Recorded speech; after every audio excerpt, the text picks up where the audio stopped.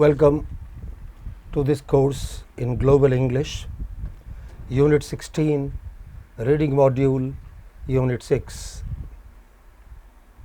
We began talking about tourist brochures and we looked at the tourism options in Chennai. The interesting thing there was how you schedule events through the day, what you do now, what you do later, what you do today, what you do tomorrow. Okay, how do you manage time? How do you go to different places of interest? When do you in between take lunch, tea and dinner? The focus is on information of that kind, time, distance, activity. With a slight difference, we can talk about another aspect of tourism and another kind of reading, that is choosing between competing options. Say for instance, many tourists go from one city to another. In this case, we will be talking about going from Chennai to Kanyakumari. Chennai to Kanyakumari. Okay.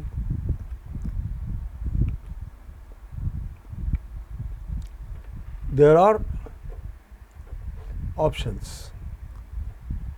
One can take a bus, or one can take a train, or one can fly, one can go by air to Kanyakumari.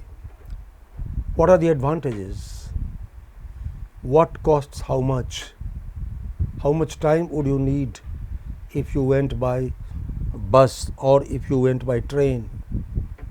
So when you read things of this kind, you need to focus on time, distance, cost, information of that kind. And once you train yourself into finding this information in this part of the text, that sort of information in that part of the text, you not only read rapidly, you are able to read so much and you are able to retain and recall that information when you are required to recall that information.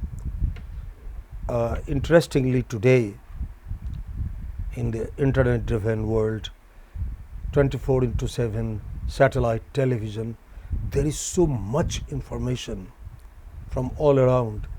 There is so much to read and so much to remember, so much to retain and recall. How do you do all that unless you train yourself into reading rapidly, retaining all the essential information and leaving all that may be either redundant or not important or simply plain trivial. Reading this sort of thing with this kind of attention would train you into that.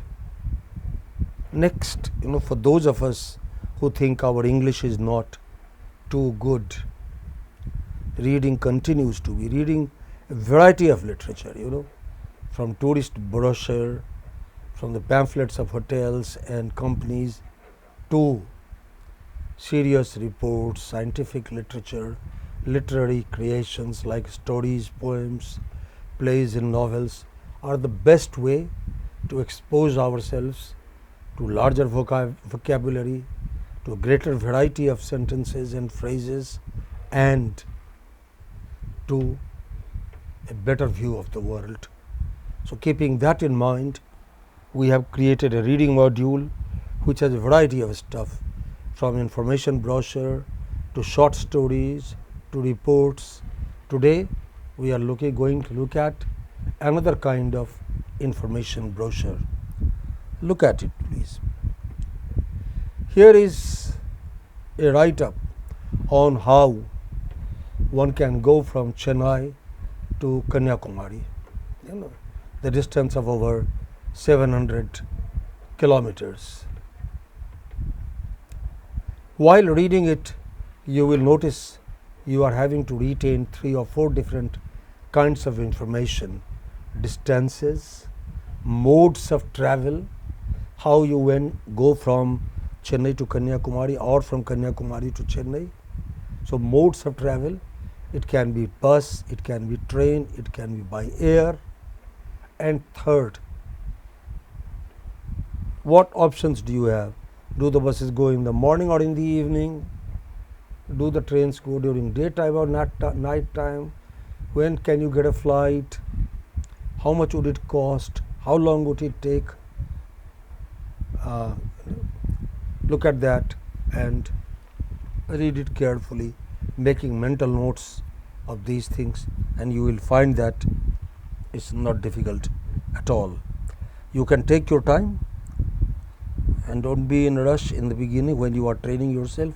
Of course, later in life, you will find that you don't really have a lot of time to read this kind of thing, and this kind of thing can be found everywhere, on the labels of bottles which talk about ingredients of medicines, how many teaspoonfuls or how many tablespoonfuls of which drug to be taken when, to, very precise mails about what you have to do when and in how long, spending how much time and money. So you must train yourself into getting and giving this kind of instruction. What you see on the slides before you are 2 photographs. One is the Chennai to Kanyakumari highway, and the other is the statues near Kanyakumari. One is the statue of Tiruvalluvar, is that correct? And the other is the rock memorial. They are only some distances apart. They are both worth seeing, and they are both located at a point from where you get a wonderful view of the peninsular India and of the seas all around, from the Indian Ocean to the Bay of Bengal on your right and the Arabian Sea on your left if you are facing the Indian Peninsula. If your back is towards the Indian Peninsula, then you have it the other way around. Okay. Let's move. When you go from Chennai to Kanyakumari by road or rail, you cross some important cities of Tamil Nadu. You go from Kanjivaram to Tiruchirappalli to Madurai and finally to Tirunelveli and Kanyakumari, almost across Tamil Nadu from north to south in 700 kilometers. You might, and if you go by bus, you might find a lot of sites that are worth remembering, for that stay with you for the rest of your life.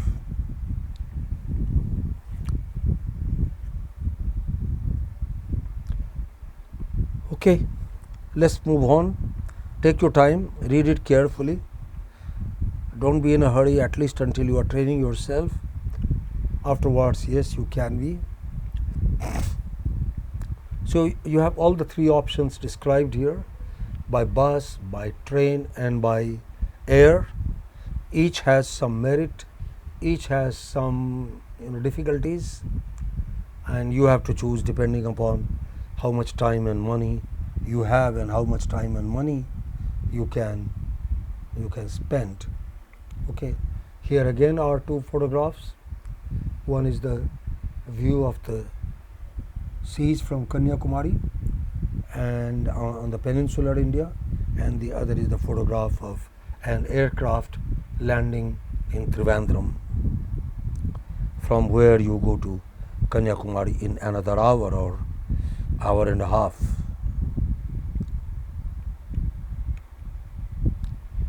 You can do some exercise to check whether you got the right things right.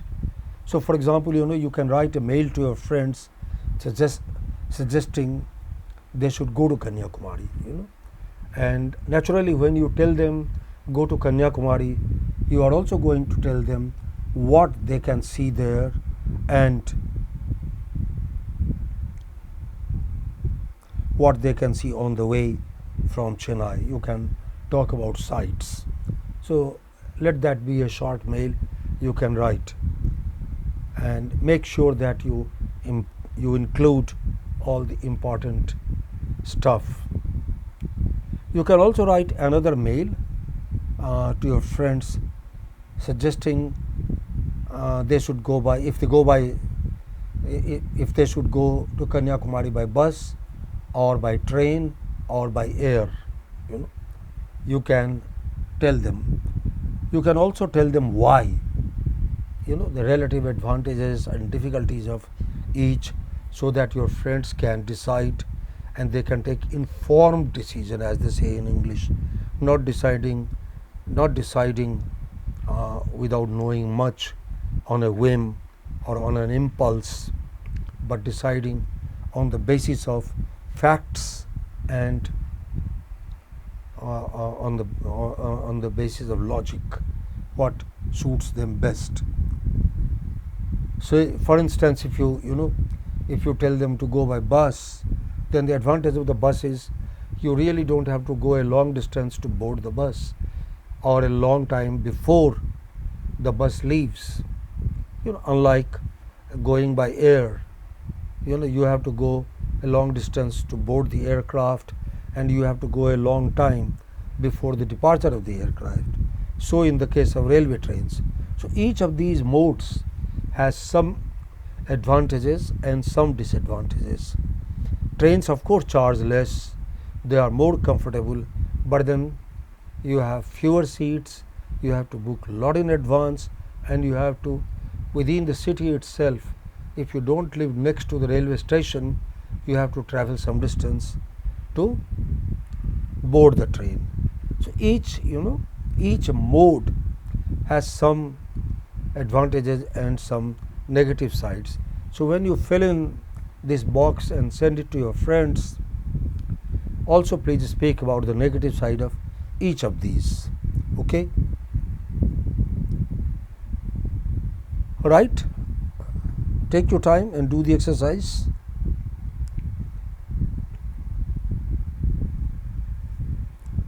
Let's also look at the language of this information brochure.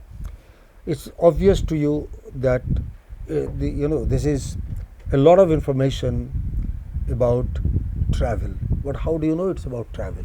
One is, we say we go from Chennai to Kanyakumari. So the word go relates to motion, relates to travel. Are there other words that also indicate that this is about travel? Yes, there are other words. There are words like tourist, destination. Destination means leaving one place for another. Then visit, it indicates that you don't live there, you have been there only for a short time. Then view, you take a lot of things in your mind through your eyes in limited time. Sight, whatever is before you, opposite to sound. Okay, so sound comes through ears and sight comes through eyes. Then of course buses, trains, aircrafts, they are all related to travel. Fly as against drive or move, of course that is also related to travel. Road, railway stations, trains, airports, they are all related to travel. So if you look through this brochure, if you look through these paragraphs, you may find more words that relate to travel. And while making a glossary of them, while looking at these words, check the meaning and pronunciation of any new words, the usage of any new words. In the beginning, you feel rather irritated. Oh God, for one word alone, why should I look up a dictionary? I'll make out. You are quite right. If you know the meaning of 8 or 9 words, then getting the meaning of the 10th word from that context is ordinarily not difficult. But that does not bring you accuracy, that does not bring you confidence or authority. But when you look up the source, the dictionary, you not only see the meaning of the word, you also look up the pronunciation of the word, how that particular word is pronounced. Is it visit or visit? Okay, you know that, and you know how word visiting is different from walking or running or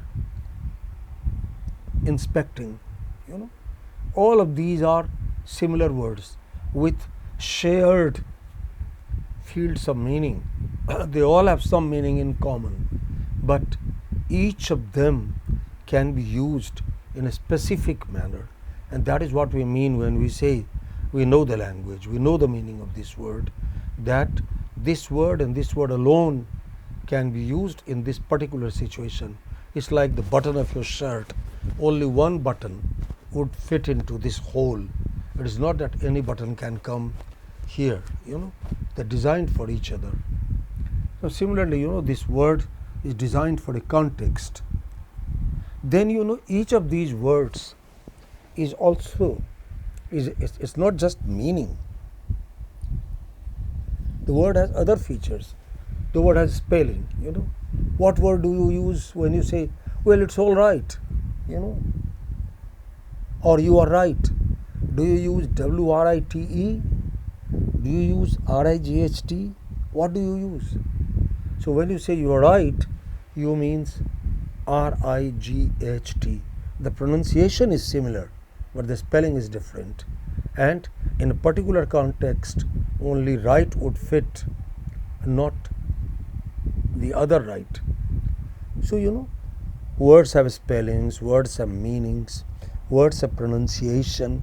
They may look alike, but they are not pronounced alike. At quite sometimes, they are differently pronounced. Particularly in English, spelling alone is really no guarantee. READ is read, but HEAD is head.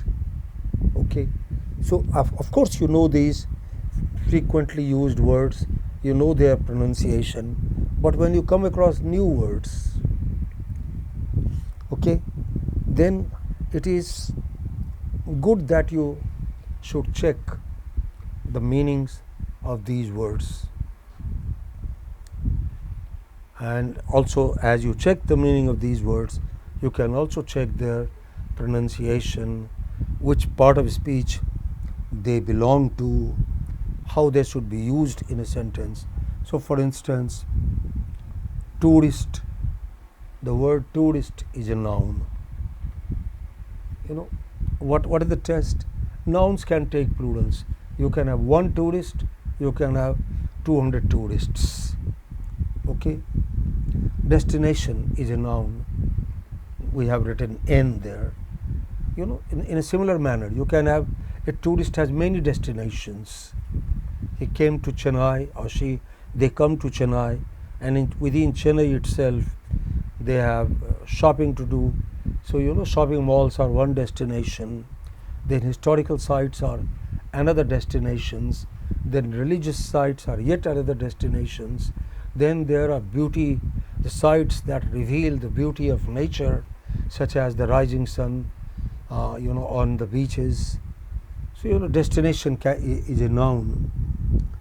A visit can be both noun and verb. You can have many visits, okay, or you can be visited by people. So visit is also a verb. What is the feature of verb? The verb can take past tense or present tense. you can add ed to it. Can you add ed to tourist? No, you cannot say touristed. No way. You know, you can add ed only to verbs. So you can say want, wanted. Okay, visit, visited, light, lighted, board, boarded. Okay, reach, reached. So verbs can take past tense. Nouns can take plurals. Visit can be both depending upon context. So can be view. So can be sight. But bus or buses, it's a noun. Train or trains, it's a noun. Or fly, well, in a certain context, when you are talking about an animal, then fly can be a noun. But in this brochure, fly is a verb. You can fly from Chennai to Trivandrum. You can go by air. Okay, drive can be both a noun and a verb. Okay, say for example, you can say I like a drive. Okay, or this is a long drive. Then you are using this word as a noun. Okay, but it can also have a past tense. When you say my uncle drives or my brother drives to the office every morning in his own car. Okay, right. You can also have the past tense. My father also drove like him carefully at a slow speed. So drive can, the past tense of drive can be drove. So it is both a noun and verb. Rode, of course, is only noun. You can have plural, but you cannot have past tense. So roads, but not roaded. Similarly, if you really have time and if you want to learn, maybe not the same day. These things are not necessarily done in one go. But as you find time, between two things, you look up some, brochure and you read it and you find, okay, these are the keywords, but are these keywords nouns, verbs, etc.? How do we know? So once you ask yourself these questions, you learn. Why should you do that? There are only two very simple reasons. One is the knowledge is already inside you, but you discover it. You discover that you know. You discover that you knew, and that gives you additional confidence and helps you learn more and speak and write better, read and understand better. Okay. Secondly, that is the best use of available free time. Rather than get bored, rather than be whining or yawning, it is better that you acquire more knowledge. Okay. Therefore, it is important that you should do this kind of exercise. Similarly, if something is an adjective, how do you know that a particular word is adjective? How do you know small is an adjective or great is an adjective? It's simple. Once again, only adjectives can change degrees. If something can be long or longer or longest, okay, or short or shorter or the shortest. So those words that can change degrees, okay, are adjectives. Only adjectives change degrees. You can have a long route, you can have a short route, you have a long memory, you have a short memory. Okay, so memory is a noun, short qualifies that noun, and therefore short is an adjective. Short can become shorter in the shortest, long can become longer in the longest, pretty can become prettier in the prettiest, ugly can become uglier in the ugliest, handsome can become handsomer and handsomest. So these are all, adjectives.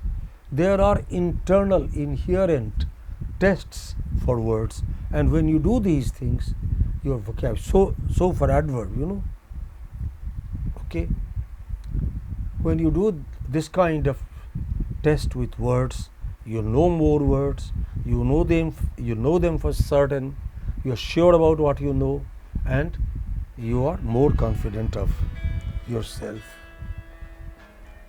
Yeah.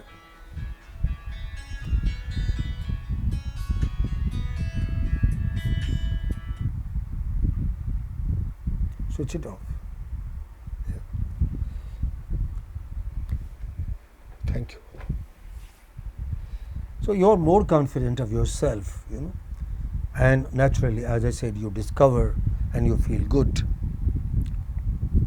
You can do this kind of exercise in other aspects, if this brochure is related to tourism, what something else is related to. If you look at the bottle of some bottle of a medicine, a syrup, you look at the ingredients and they describe small quantities of a variety of things, and that may be a wonderful way of learning, because knowledge can be about large and larger things and about small and smaller things, okay, and they both come to us in the same way, namely when we want to have them, and these are the ways in which we can have them. Okay, so while looking at these words, you can make a list, you can check with the text, and better check with the dictionary if what you wrote is a noun, is indeed a noun, or you made a mistake. And if you made a mistake, you should check why you made a mistake. Okay, you might say it can be boring. Yes, it can be a boring exercise in the beginning, but believe me, when you do it for some time, you won't have to do it for long, and you will not only be able to help yourself, you will also be able to help others, and you will not need to look it up again next time. Okay, let's look at number 6. In all languages of the world, and in English of course, there are only a few kinds of sentences. There are sentences that define regular events. The sun rises in the east. No matter what, whether 30,000 years ago, whether before Jesus Christ or afterwards, whether before Gautam Buddha or afterwards, whether before Lord Sri Rama or afterwards, the sun always rises in the east. So there are sentences that describe regular phenomenon, okay, things that happen on a regular basis. No matter where you are, water boils at 100 degrees centigrade. No exception, okay, or water freezes at 0 degree centigrade. Okay, these things are exceptionless, regular, natural phenomena. So you have sentences that describe, that report a regular phenomenon. You have sentences that describe events in progress. So for example, one is going, one is coming, it's raining, okay, children are playing, somebody is talking. This in English, ing added to a verb describes that some event is in progress. Similarly, in English, when you have a simple verb in the present tense or past tense, especially in the present tense, with or without an s, it is a simple present tense, and it describes a regular phenomenon. In any prose piece, any poem you read, you will find lots of sentences of this kind, because all of those things are quite often about things that happen on a regular way in a regular basis. So for example, look at some more sentences here. We had the sun rises, the sun sets. It's also about individual. Sumati goes to the office at 9 every day. She has to be in office by 9:30, so she leaves her home at 9 o'clock every day. Sumati goes to office at 9. Okay. Every day Hiralal does the same thing. What does he do? He sells herbal medicine, okay, not chemical, he sells herbal medicine. It's, children, children make much noise, not only in your home, not only in my home, not only here, not only there, not only now, all the time. That is how they are children. Old people do not sleep very well, not just in India or not just in Tamil Nadu, almost anywhere you can say this about old people. They would often worry, they would not sleep when sleep should come, they would sleep when they should not sleep, etc., etc. Okay, these are the usual things with old people. Similarly, railways carry goods and passengers. That is all they do. Railways don't play music. Railways are not television. Okay, it is television that plays music, that shows pictures, that brings sounds. Okay, it is there. Doctors treat the sick. Doctors do not sit like plumbers, leaking taps or pipes, or like electricians, they do not, set right the power lines. That is the job of the others. So, these things happen on a regular basis, and in all of these things you will find treat is a simple present tense verb, carry simple present tense verb. Look at others. Sell, because it goes with singular, one subject, so sells. Sumati, one subject, so goes. Water, freezes. So with or without s, a verb used with or without s describes a regular phenomenon. And when you notice these things in any piece of prose that you read or in poem that you read, you automatically, immediately conclude that this happens every day.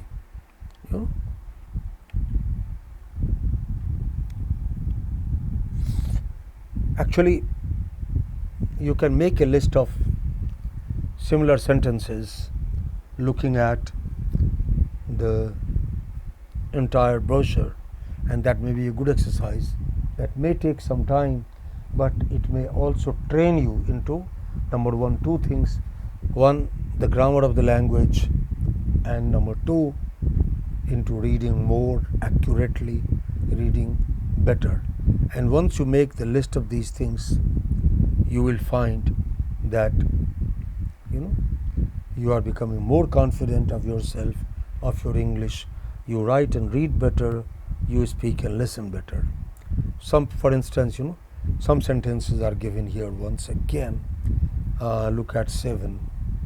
Okay, many buses go from Chennai to Kanyakumari daily, every day, regardless of the season. Maybe some seasons there are more buses, but every day there are buses. They charge between rupees 700 and 2000. That's they do all the time. Most buses from Kanyakumari leave Chennai in the evening. Okay, many leave before 8 in the evening.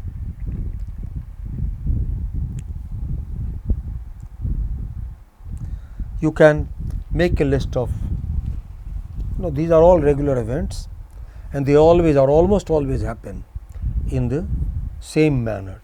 So you can make a list of these sentences. There are many others in the passages, in the paragraphs you saw just now. You can make a list of them and then compare your answer with the ones we have given here. And if you have any doubts, you can either check with dictionary and read it again. Okay, let's move.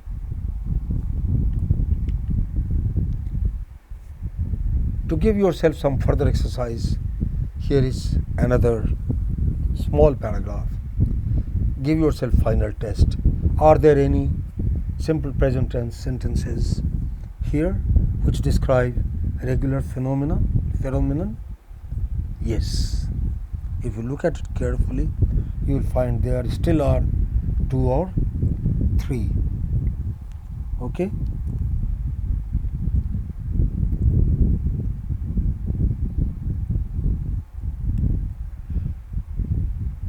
say for instance, taxi charges usually rupees so and so.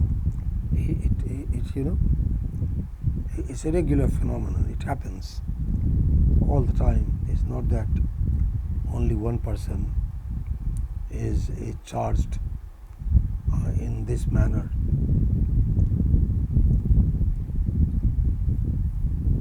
So we call it simple present. In the language of grammar, it is known as simple present. All right, let's move on.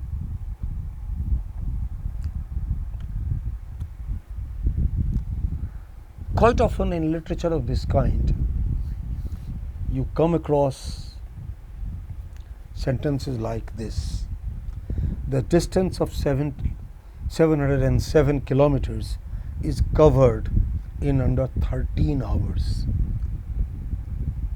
Who covers this distance? Or look at the next sentence: all buses are boarded at many points in the city. Who boards these buses? That is not given. We do not know who covers the distance of 707 kilometers, or we cannot say from the sentence within. If we looked at nothing before and after, if we looked only at the sentence, then it doesn't say who covers this distance of 700 kilometers or who boards these buses.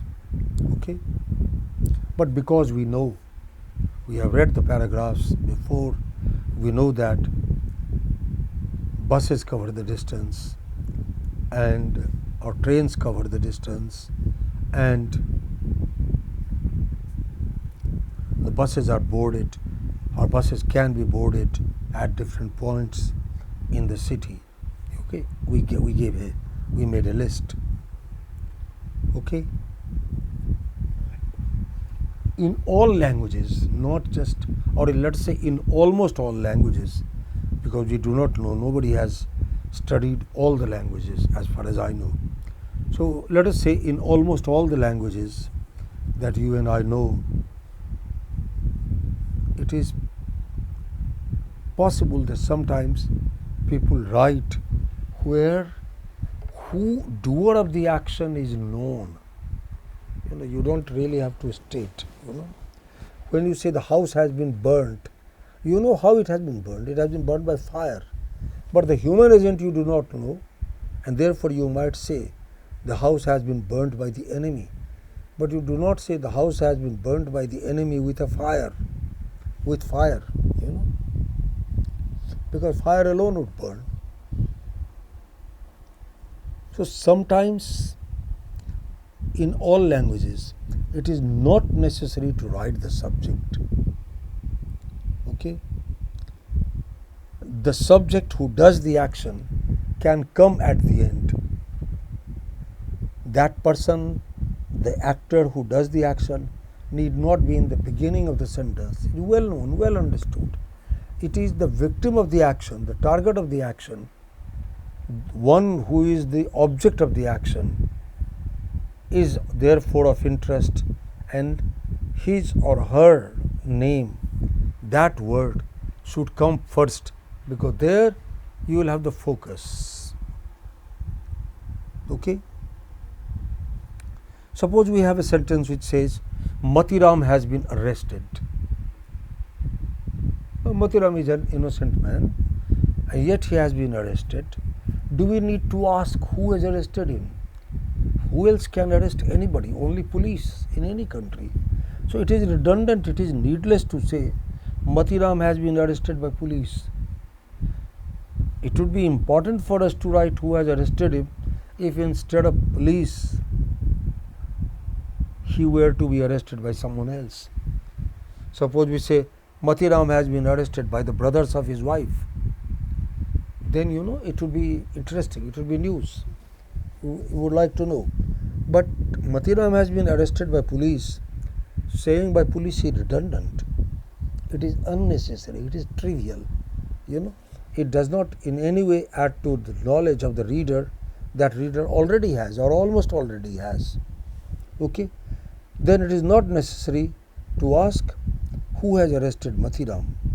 Of course, police has arrested Matiram. Focus is on Matiram, who has been arrested, not on police who has arrested Matiram. Okay? So, Matiram can be brought to the head of the sentence, can be moved to the front of the sentence, and we can say Matiram has been arrested. All such sentences where object is brought to the front, object is given importance, where subject is either not there or is there at the end, these sentences are known as sentences in the passive voice. And in all languages, and in English in particular, where word order is fixed, it is important for us to learn to recognize a sentence in the passive voice. When do we generally use a sentence in the passive voice? We use a sentence in the passive voice when the agent of the action is either well known, like police has arrested Matiram, or is not known at all. We do not really know. Thieves have stolen my book. We do not know who they were. So we can also say, my books have been stolen. By whom? By thieves, of course. Which thieves? We do not know. Okay? But thieves have been arrested. By whom? Of course, by police. So either when we do not know the subject, or when the subjects are well known, when it is not important for us to state the subject. The good news was brought. The good news came to us how? Came through newspapers, right? The tiger was shot dead. By whom? By the hunter. Okay. So it's almost obvious when the object is either well known or not known at all. Okay. Generally speaking, that is when we use passive voice. We will have more to say on this subject, okay, and we can tell you how you can convert an sentence in active voice into another sentence in passive voice, how these conversions can take place, and why you should learn to do this. But before we do that, it is important that we should learn to recognize a sentence in the passive voice.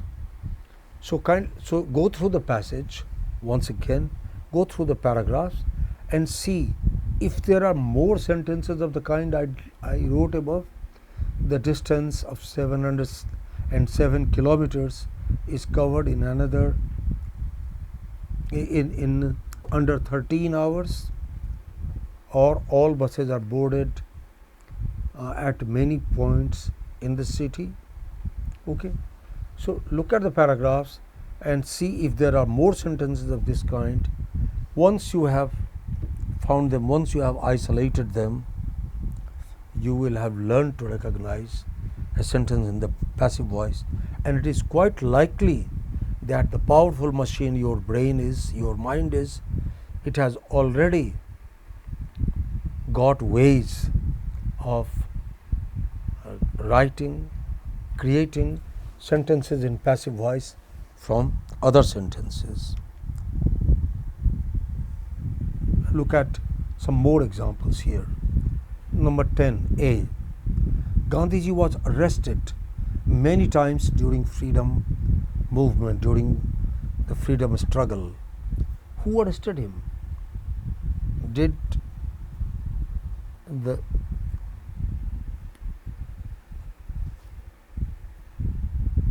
supporters of the British arrest him? Was he arrested by congressmen? Was he arrested by Other Gujaratis? No. He was arrested by the British police, or British Indian police. Okay. He was arrested also in 1942. Obviously, we know who arrested him. Kasturba, his wife, was also arrested. They were kept together. Who kept them together? They were kept together in Aga Khan Palace at Pune. Who kept them together? Of course, those same people who arrested him also kept him there. Okay. So, in all of these cases, the agent is either well known or not known. Okay. In all of these sentences, we know who arrested them, who put them in prison.